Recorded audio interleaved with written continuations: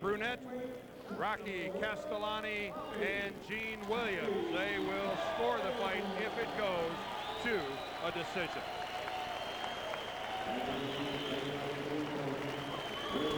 Michael Buffer is our ring announcer. Let's listen to his introduction of Maynard.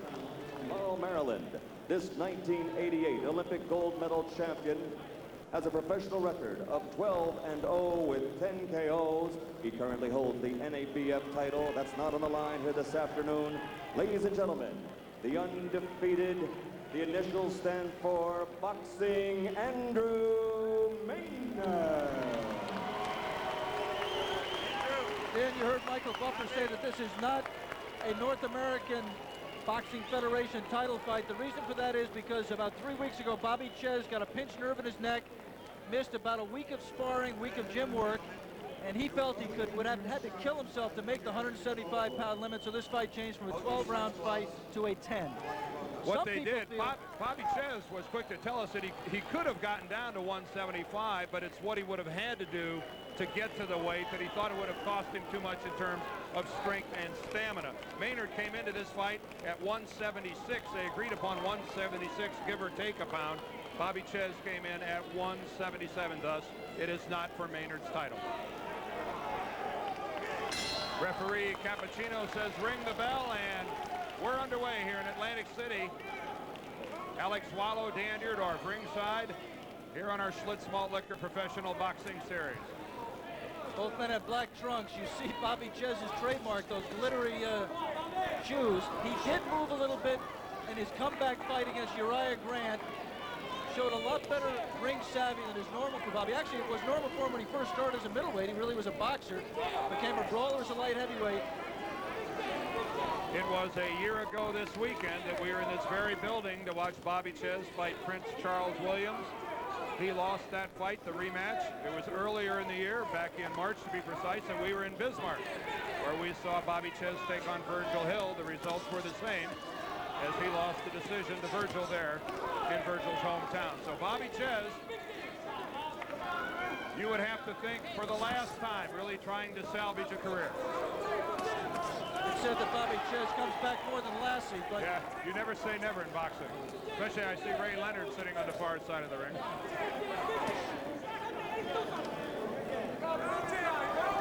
Hardly a Ray Leonard payday for these two today, but then again, who has Ray Leonard payday? And also, you know, for these guys, there's serious paydays on the line.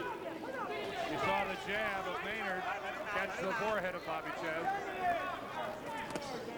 About halfway through the first round. Very, very measured pace in this fight. As we said in talking about the strategy, good lead right hand by Maynard. Strong right, coming down from above. I'm a little bit surprised Andrew hasn't worked the jab more, because Bobby Czyz, especially against Prince Charles Williams in the first fight, showed that he has trouble with guys who keep him at the end of a jab. And that's the punch that Andrew says the key to his ability to become an all-round fighter. He's just pawing with it there. He's not snapping it. A lot of work up on the toes by Andrew Maynard. Neither fighter as of yet really letting their hands go. Talked earlier about big paydays on the line for the winner of this fight, Dan. Bob Arum, the promoter of this fight, has promised the winner a shot against the winner of Harding Andrews. There's a good combination by Bobby Czyz working inside. And he got Andrew Maynard's attention with that, and Andrew hangs on a little bit. For Andrew Maynard, a big step in tackling Bobby Czyz. Always dangerous. And as we said at the top, Andrew Maynard showed evidence of having a very ordinary chin and getting dropped by Mike Cedillo last April. He has to be careful, especially early.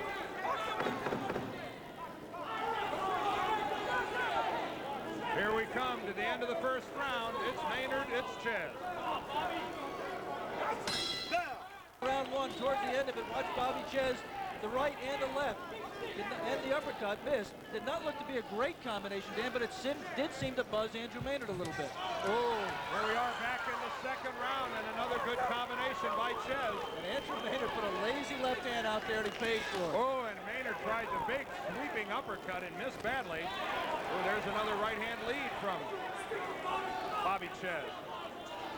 Right now, you'd have to think that Andrew Maynard a little cautious up on his toes, a little wary of Bobby Czyz. He knows that Bobby has a reputation as a powerful puncher, a well-earned reputation. He also knows that Bobby has not been able to keep his energy into the late rounds of fights. It may just be that he's fighting a very smart fight and letting Bobby wear himself out.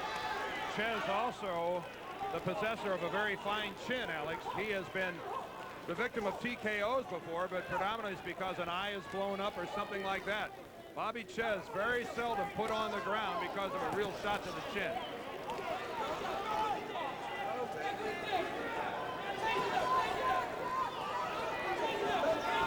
Dan, we said at the top that both men are looking to go away from their normal tendency to brawl and go toe-to-toe. I think you've seen it through the first round and a half of this fight. Very, very tentative for two men who have reputations as guys who like to go out there and let it all hang out.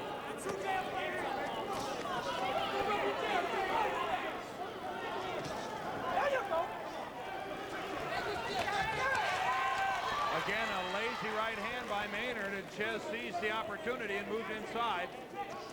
Oh, a sweeping left hand by Maynard.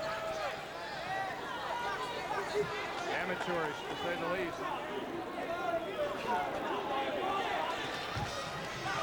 Andrew Maynard, one of the most likable people you're ever going to meet. What a personality, an engaging personality. That's not doing him a lot of good right here against Bobby Czyz.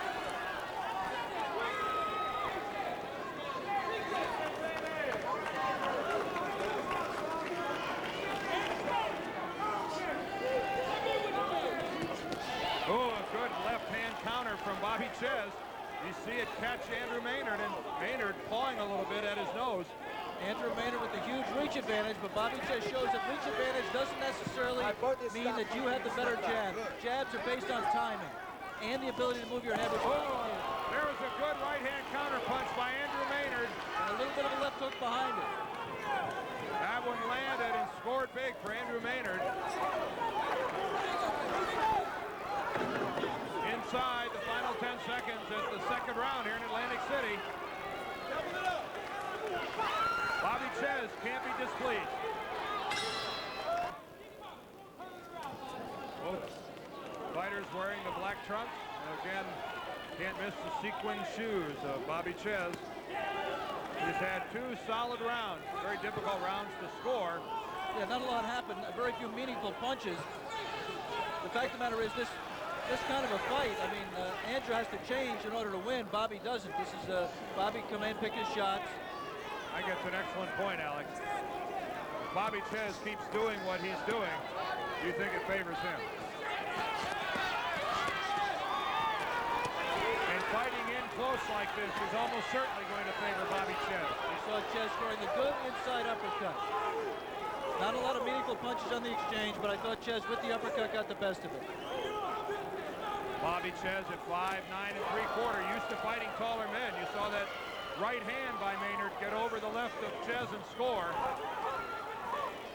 We mentioned that Andrew Maynard, managed by Sugar Ray Leonard, he's here at ringside. We just saw Sugar Ray cup his hands to say boxing. The problem is when Andrew has boxed, he hasn't snapped the jab. He just kind of laid it out there, hasn't done anything with it.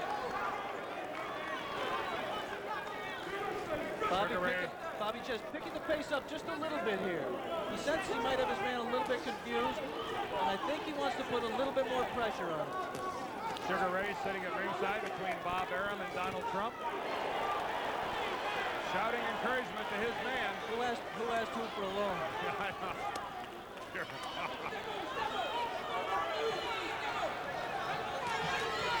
Who asked whom for a loan? You didn't even correct me. I noticed that none of them are coming over here looking for any spare greenbacks. All he got is practice. Inside at the last minute of the third round. Ooh, a good left on the break there by Bobby Czyz as he backed out. Oh, and there is just a good charge by Andrew Maynard that bowls Bobby Czyz over. Frank Cappuccino wisely not ruling that a knockdown.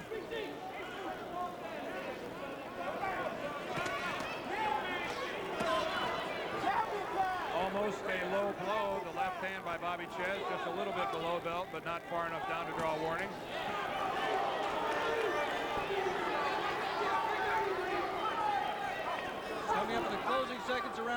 Dan, about as different as you could expect. The fights you can expect from these two men. Both have reputations as brawlers, very little meaningful punching, but I think an edge to Czyz thus far. Let's move now into the fourth round. This bout is scheduled for 10.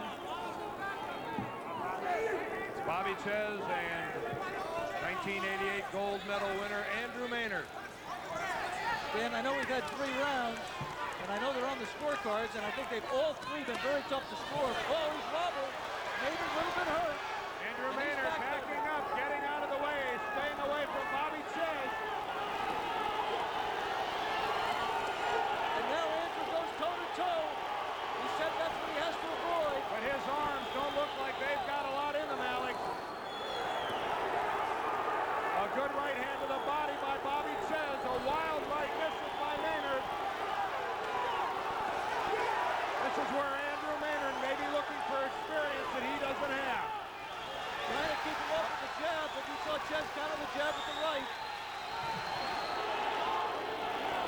Andrew Maynard in the fourth round trying to gather it back. The interesting thing here, Dan, is that when Andrew did get clocked, he did not follow his natural instinct to go to war. He knew he was in trouble and he backed off. Now he's going a little bit toe-to-toe. Andrew Maynard bending at the waist, trying to get down eye to eye with Bobby Czyz.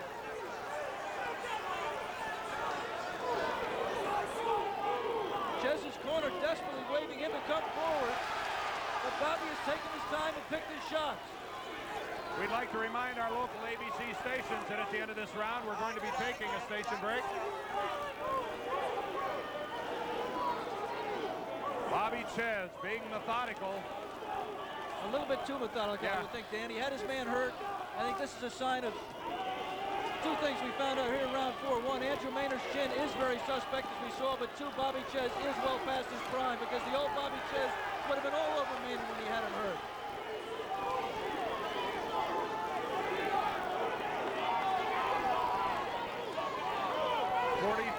Seconds remain in the fourth round. Amazing. Andrew Maynard appearing that he has rejuvenated himself. Yeah, he's rejuvenated himself. You're right, Dan. He is back, but in the back of his mind, I mean, he knows he was hurt by a punch that was not that great a punch, and it has to make him reluctant to go in there and trade.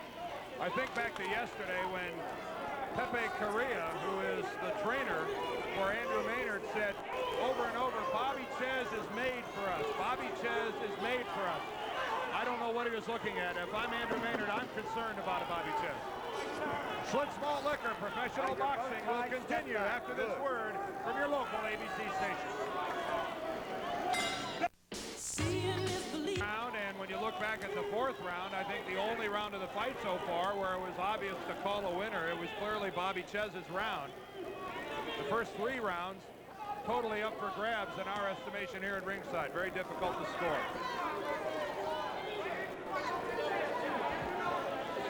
Again, a reminder that this fight is scheduled for 10 rounds. Bobby Czyz deciding about 3 weeks ago after pinching a nerve in his neck that he could not effectively make the 175-pound weight limit.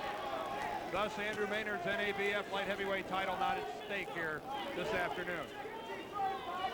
And you see Andrew's problem right now. I mean, he knows he doesn't want to take chances of getting hurt again. At the same time, he's got to go in and land some punches to score some points to win some rounds.